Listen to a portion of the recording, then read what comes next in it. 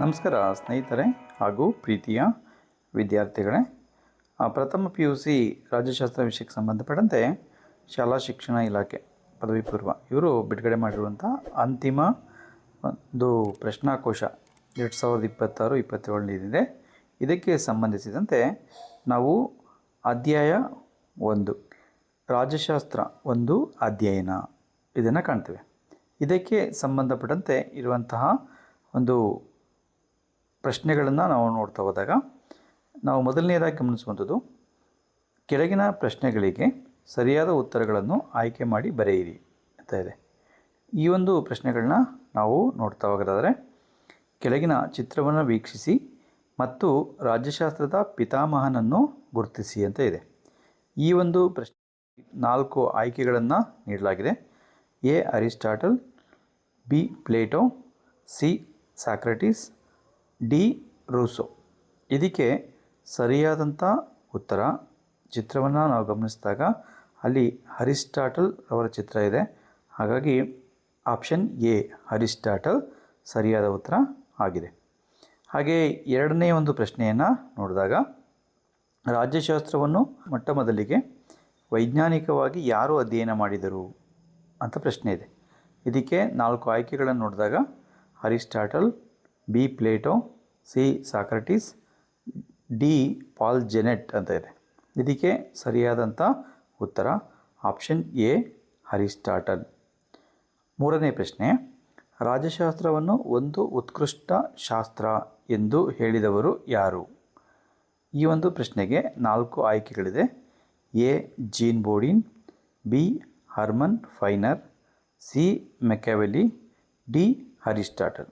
ಇದಕ್ಕೆ ಸರಿಯಾದಂಥ ಉತ್ತರ ಆಪ್ಷನ್ ಡಿ ಅರಿಸ್ಟಾಟಲ್. ರಾಜ್ಯಶಾಸ್ತ್ರವನ್ನು ಮಾಸ್ಟರ್ ಸೈನ್ಸ್ ಅಥವಾ ಉತ್ಕೃಷ್ಟ ವಿಜ್ಞಾನ ಎಂದು ಹೇಳಿದವರು. 4ನೇ ಪ್ರಶ್ನೆ ಮಾನವ ಸಮಾಜಜೀವಿ ಎಂದು ಹೇಳಿದವರು ಯಾರು? ಇದಕ್ಕೆ 4 ಆಯ್ಕೆಗಳಿದೆ.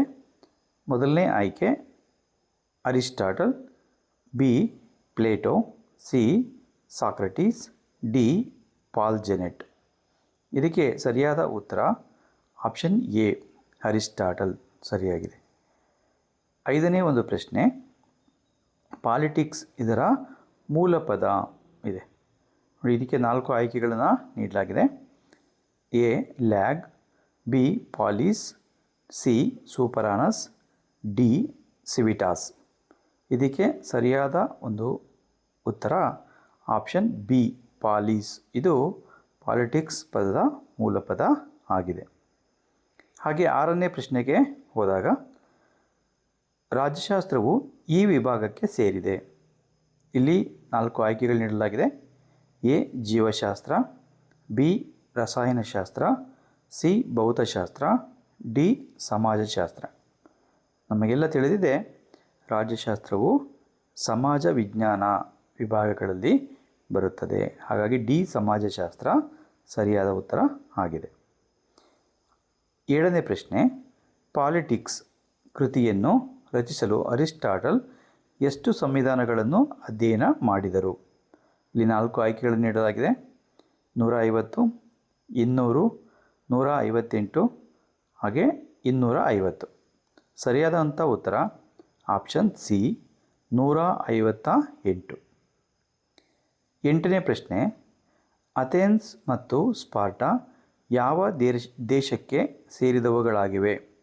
ಇದಕ್ಕೆ 4 ಆಯ್ಕೆಗಳನ್ನು ನೀಡಲಾಗಿದೆ. ಆಯ್ಕೆ 1 France, option B Greek, option C England, option D Germany. ಇದಕ್ಕೆ ಸರಿಯಾದ ಉತ್ತರ ಆಪ್ಷನ್ ಬಿ ಗ್ರೀಕ್ ಸರಿಯಾದ ಉತ್ತರ ಆಗಿದೆ. ಹಾಗೆ ನಾವು ಮುಂದಿನ ಪ್ರಶ್ನೆಗೆ ಹೋದಾಗ ಒಂದು ವಿಭಾಗ ಇಲ್ಲಿ ಕೆಳಗಿನ ಪ್ರಶ್ನೆಗಳಿಗೆ ಖಾಲಿ ಬಿಟ್ಟ ಸ್ಥಳ ಭರ್ತಿ ಮಾಡಿ. ಇಲ್ಲಿ ಆಯ್ಕೆಗಳನ್ನು ನೀಡಲಾಗಿರುತ್ತೆ. ವಿದ್ಯಾರ್ಥಿಗಳು ಆ ಒಂದು ಆಯ್ಕೆಗಳನ್ನು ಗಮನಿಸಿಕೊಂಡು ಆ ಒಂದು ಪ್ರಶ್ನೆಗಳಿಗೆ ಉತ್ತರಗಳನ್ನು ಬರೀಬೇಕಾಗತ್ತೆ. ನಗರ ರಾಜ್ಯಗಳು, ಪಾಲಿಟಿಕ್ಸ್, ಗೌಡ್ವಿನ್ ಮತ್ತು Mary Wollstonecraft, Paris, James Charlesworth, the Republic. ಈ ಒಂದು ಆಯ್ಕೆಗಳನ್ನು ನೀಡಲಾಗಿದೆ. ಇಲ್ಲಿ ನಾವು ಪ್ರಶ್ನೆಗಳನ್ನು ನೋಡಿದಾಗ ಅಂತಾರಾಷ್ಟ್ರೀಯ ರಾಜ್ಯಶಾಸ್ತ್ರ ಸಮ್ಮೇಳನವು ಡ್ಯಾಶ್ನಲ್ಲಿ ನಡೆಯಿತು ಅಂತಿದೆ. ಇದಕ್ಕೆ ಸರಿಯಾದ ಉತ್ತರ ಪ್ಯಾರಿಸ್ನಲ್ಲಿ.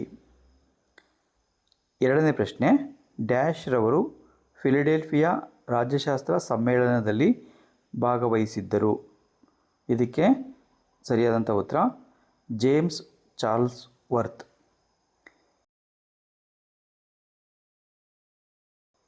ಮೂರನೇ ಪ್ರಶ್ನೆ, ಪಾಲಿಸ್ ಪದದ ಅರ್ಥ. ಇದಕ್ಕೆ ಸರಿಯಾದಂಥ ಉತ್ತರ ನಗರ ರಾಜ್ಯಗಳು.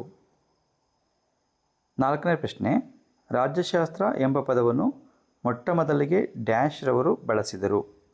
ಇದಕ್ಕೆ ಸರಿಯಾದಂಥ ಉತ್ತರ ಗೌಡ್ವಿನ್ ಮತ್ತು ಮೇರಿ ವಾಲ್ಸ್ಟೋನ್ ಕ್ರಾಫ್ಟ್. ಐದನೇ ಪ್ರಶ್ನೆ, ಅರಿಸ್ಟಾಟಲ್ ರವರ ಹೆಸರಾಂತ ಕೃತಿ. ಇದಕ್ಕೆ ಸರಿಯಾದ ಉತ್ತರ ಪಾಲಿಟಿಕ್ಸ್. ಇದು ಸರಿಯಾದ ಉತ್ತರ ಆಗಿದೆ. ಹಾಗೆ ನಾವು ಮುಂದಿನ ಒಂದು ವಿಭಾಗಕ್ಕೆ ಹೋದಂಥ ಸಂದರ್ಭದಲ್ಲಿ ಇಲ್ಲಿ ನಾವು ಹೊಂದಿಸಿ ಬರೆಯುವ ಪ್ರಶ್ನೆಗಳನ್ನು ಕಾಣ್ತೇವೆ. ಇಲ್ಲಿ ಹೊಂದಿಸಿ ಬರೆಯುವಂಥ ಪ್ರಶ್ನೆಗಳನ್ನು ನಾವು ಗಮನಿಸ್ಬೋದು. ಹೊಂದಿಸಿ ಬರೆಯಿರಿ. ಇಲ್ಲಿ ಮೊದಲನೆಯದಾಗಿ ಎ ಪಟ್ಟಿಯನ್ನು ನಾವು ಗಮನಿಸಿದಾಗ ದಿ ರಿಪಬ್ಲಿಕ್, ರಷ್ಯಾ ಕ್ರಾಂತಿ, ಮೆಕ್ಯಾವೆಲ್ಲಿ, ಪ್ರಾಯೋಗಿಕತೆ ಎಂಬಂಥ ಪದಗಳನ್ನು ನೀಡಲಾಗಿದೆ. ಹಾಗೆ ಇನ್ನೊಂದು ಭಾಗದಲ್ಲಿ ವಿಜ್ಞಾನದ ಒಂದು ಲಕ್ಷಣ, Plato, Karl Marx, the Prince, Aristotle ಈ ಒಂದು ಆಯ್ಕೆಗಳನ್ನು ನೀಡಲಾಗಿದೆ. ಇಲ್ಲಿ ಸರಿಯಾಗಿ ಹೊಂದಿಸಿ ಬರೆದಾಗ ದಿ ರಿಪಬ್ಲಿಕ್, ಅದಕ್ಕೆ ಸರಿಯಾದ ಉತ್ತರ ಬಿ ಪ್ಲೇಟೋ ಸರಿಯಾಗಿದೆ.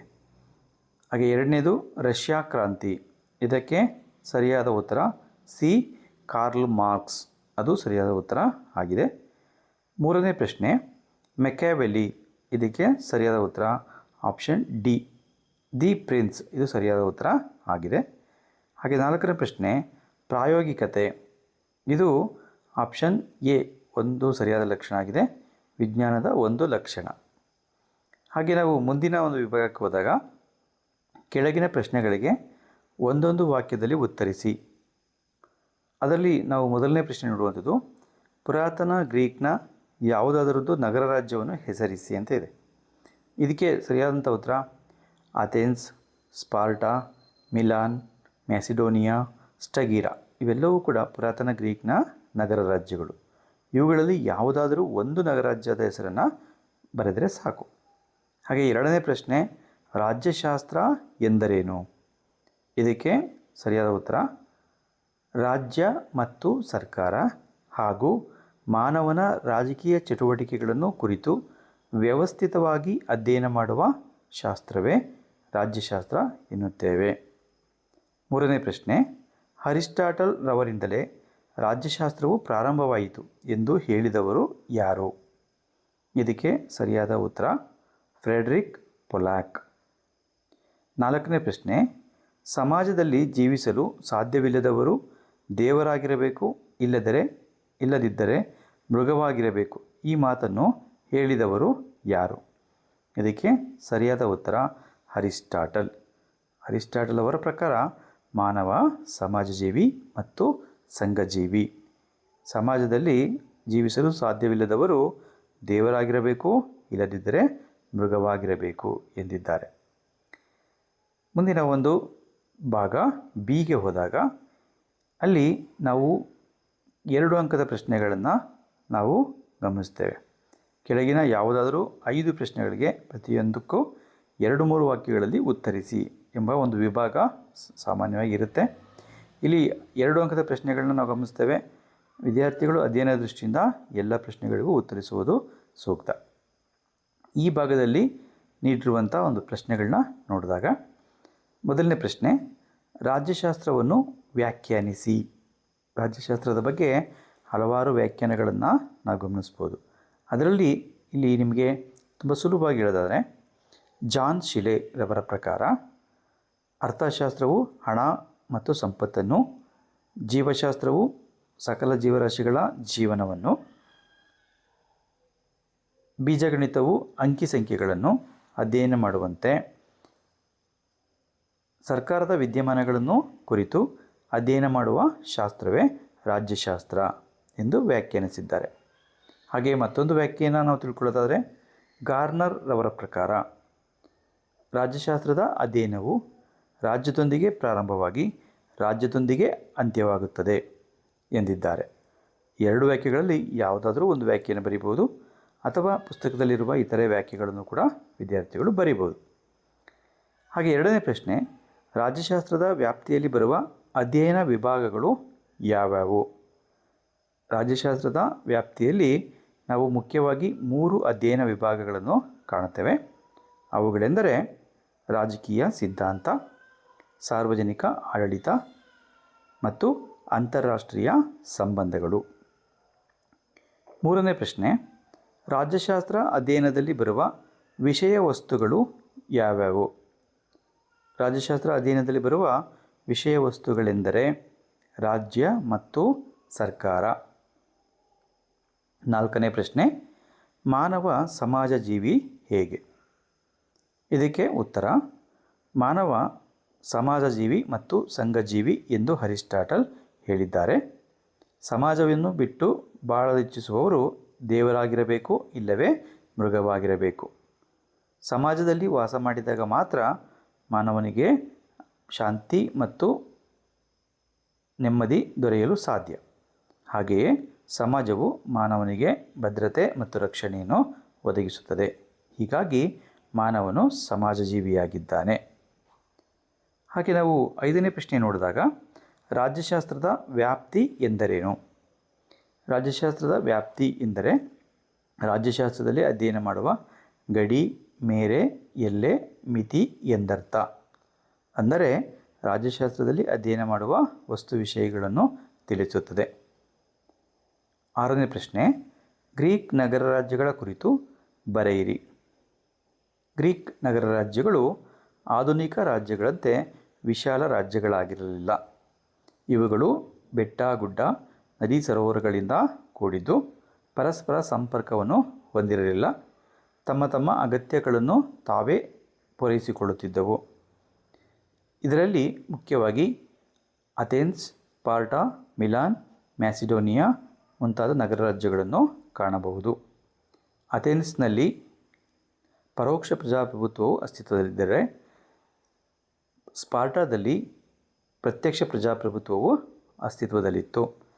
ಕಾಲಾನಂತರಗಳಲ್ಲಿ ಈ ಒಂದು ನಗರ ರಾಜ್ಯಗಳ ನಡುವೆ ಸಾರಿಗೆ ಸಂಪರ್ಕ ಏರ್ಪಟ್ಟು ತಾವೆಲ್ಲ ಒಂದೇ ಎಂಬುದು ತಿಳಿದುಬಂದು ನಂತರದಲ್ಲಿ ರಾಜ್ಯಗಳು ಬೆಳವಣಿಗೆಯಾಗಲು ಕಾರಣವಾಯಿತು.